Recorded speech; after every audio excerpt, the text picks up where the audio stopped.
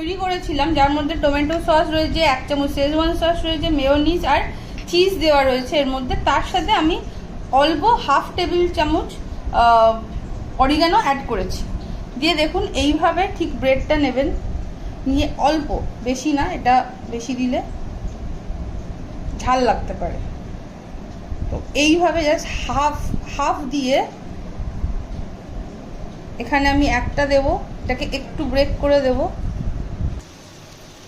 এখানে যে চিকেনের যে ফিলিংটা বানিয়েছিলাম ওটাকে এরকম ঠিক সসেজের মতো করে শেপ দিয়ে আমরা ফ্রাই করে নিচ্ছি এপিট ওপিট করে।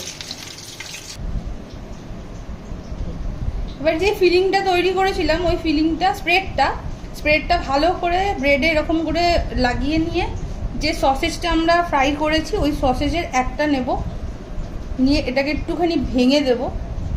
তার সাথে দেব অল্প একটু কর্ন, সুইট কর্ন, এভাবে সুইট কর্নটা দেব। দিয়ে এটাকে মুখটা আমি বন্ধ করে দেব।